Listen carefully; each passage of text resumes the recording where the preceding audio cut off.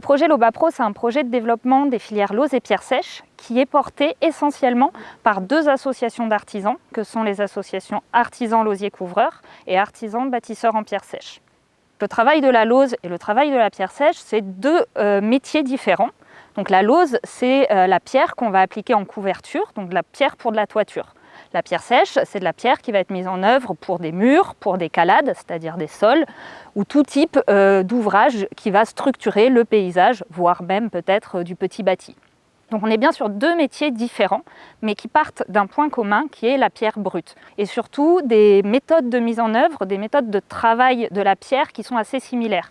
Ces programmes en fait visent à restructurer ces filières qui sont finalement des filières historiques, qui sont présentes sur les territoires depuis des siècles, mais qui ont été supplantées par les matériaux récents manufacturés de construction ou de couverture. Et donc aujourd'hui on se retrouve dans une phase sociétale où on revient un petit peu à ses essentiels, on revient à ses ressources primaires, à ces matériaux géosourcés.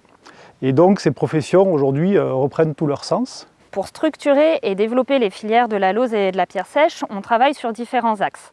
L'axe principal, le premier, ça va être la transmission des savoir-faire. Aujourd'hui, il existe plusieurs certificats de qualification professionnelle qui viennent vraiment valider les compétences des artisans lausiers et des artisans bâtisseurs en pierre sèche. On a aussi un axe fort qui était un axe autour de la ressource, pouvoir travailler avec les carriers pour qu'ils comprennent qu'il existe des débouchés aujourd'hui de la pierre qui va être extraite en carrière et qui va surtout être extraite et travaillée manuellement. On a effectivement ces carrières locales, mais on a également tout simplement le réemploi, puisque l'avantage c'est que la pierre, la lauze est réutilisable presque à l'infini. C'est vraiment aussi tout l'intérêt, c'est la possibilité de réutiliser cette ressource de manière permanente.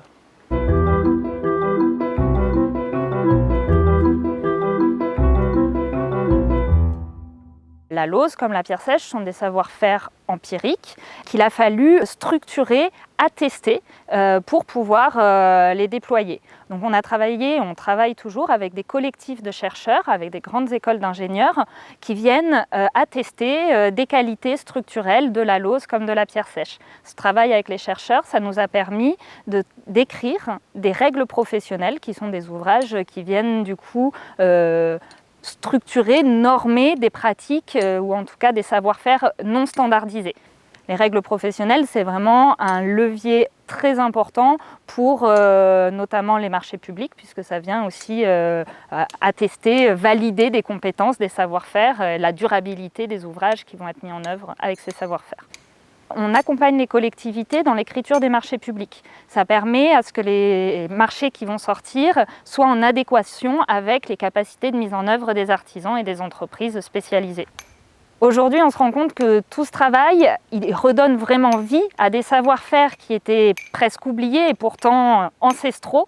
Et on pense et on est convaincu qu'il y a un bel avenir pour ces savoir-faire-là, puisque on a beaucoup de sollicitations de toutes parts. Et surtout, c'est des filières qui aujourd'hui sont complètement en phase avec des enjeux environnementaux et qui peuvent apporter beaucoup dans des projets d'aménagement ou d'architecture pour le futur.